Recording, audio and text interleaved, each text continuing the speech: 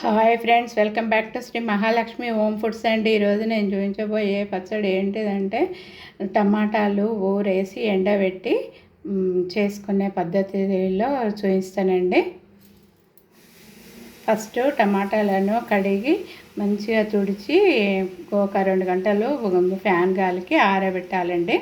అట్లా ఇప్పుడు నేను కడిగి తుడిచి ఫ్యాన్ గాలికి 2 గంటలు ఆరబెట్టినండి. ఇప్పుడు మళ్ళీ ఇవి కట్ చేసి చూపిస్తానండి. ఈ టమాటాలు కిలోన్నర టమాటాలండి ఫ్రెండ్స్. కిలోన్నర టమాటాలు మంచిగా కడిగి తుడిచి ఆరబెట్టి కట్ చేసినండి. ఇప్పుడు కిలోకు 200, కిలోన్నరకు 300 గ్రాములు. ఇది 300 గ్రాముల ఉప్పు అండి. ఈ ఉప్పుని ఇట్లా పోసి మంచిగా కలిపి దాంట్లో పెట్టుకోవాలండి. బాటిల్లో ఊరేయాలి.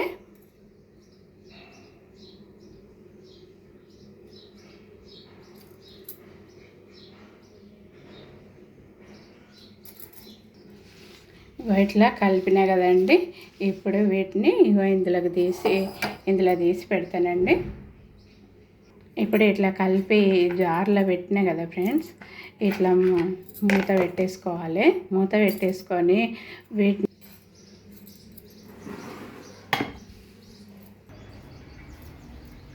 ఫ్రెండ్స్ ఇట్లా 3rd డే 4th డే రోజు నుంచి ఇట్లా ఎండబెట్టుకోవాలి ఫ్రెండ్స్. టమాటాలు వరుగులు ఇట్లా రసంలో నుంచి గట్టిగా పిండి ఇట్లా కవర్ మీద 4th డే నుంచి ఎండబెట్టాలి ఫ్రెండ్స్. నాకైతే ఒక 4 డేస్ పట్టింది ఫ్రెండ్స్. ఇవి ఇట్లా వండాలంటే ఇట్లా ఎండేటందుకు 4 డేస్ పట్టింది.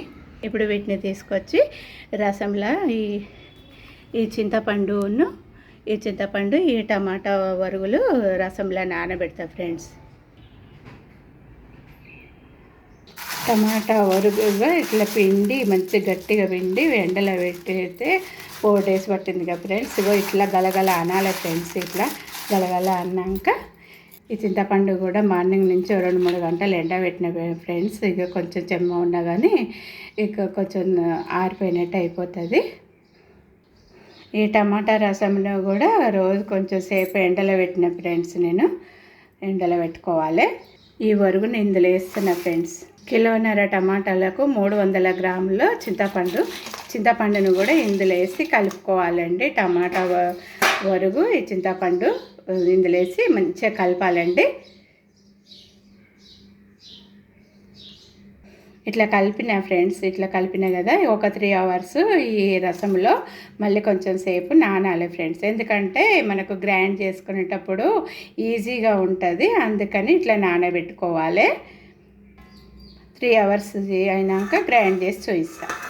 ఇట్లా మూత పెట్టేసి పెడుతున్నాం ఫ్రెండ్స్. ఇవి చక్కగా నానిపోయినాయి ఫ్రెండ్స్. ఇప్పుడు 300 గ్రాముల మిరప్పొడి వేయాలి ఫ్రెండ్స్. 300 గ్రాములు ఫ్రెండ్స్. 300 గ్రాముల మిరప్పొడి వేస్తున్నా ఫ్రెండ్స్. నేను ఒక 2 స్పూన్ల ఆవపొడి వేస్తున్నా. 2 స్పూన్ల ఆవపొడి, 1 స్పూను మెంతి పొడి వేస్తున్నాండి. ఇప్పుడు వీటన్నిటిని బాగా కలపాలండి. కలిపి చూపిస్తా ఫ్రెండ్స్. ఇట్లా మొత్తం కలిపినాం కదండి. ఇప్పుడు వీటిని మిక్సీ పట్టాలండి. కొంచెం కొంచెం వేసి మిక్సీ పట్టాలండి ఫ్రెండ్స్. పసుపు కూడా వేసేయండి.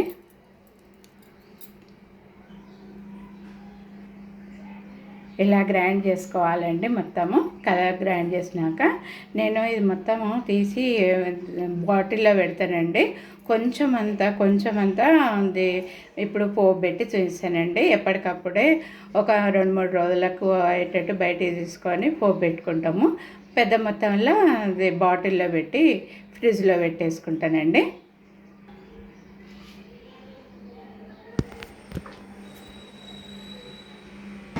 ఇప్పుడు పోపు చేద్దామండి. పోపు చేసుకుంటున్నాము. మిరపకాయలు వేసుకోవాలి.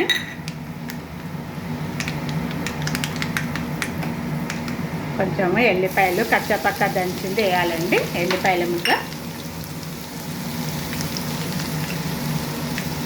కొంచెము కరివేపాకు వేయాలండి. అన్నిటిని ఇట్లా మంచిగా కలపాలండి.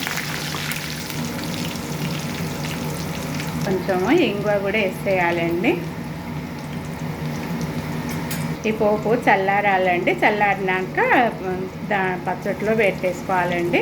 ఏ పచ్చడికైనా కానీ పోపు చల్లారింది పెట్టేసేయాలండి. ఈ పచ్చడి అంతా ఇగో ఈ బాటిల్ మంచిగా కడిగి తుడిచి ఎండలో ఆరబెట్టినండి. ఆరబెట్టినాక ఈ పచ్చడిని తీసుకొచ్చి ఈ బాటిల్లో పెట్టాలండి. అంటే పోపు తీసుకొచ్చి ఇందులో కలిపినండి. ఈ టమాటాలు ఊరేసి ఎండబెట్టి ఇట్లా పెట్టుకున్న టమాటా పచ్చడి ఇలా చేసుకోవాలండి. నా వీడియో చూసి మీరు కూడా ఇలా చేసుకోండి. నా వీడియోకి ఒక లైక్ చేయండి, షేర్ చేయండి, సబ్స్క్రైబ్ చేయండి. బాయ్.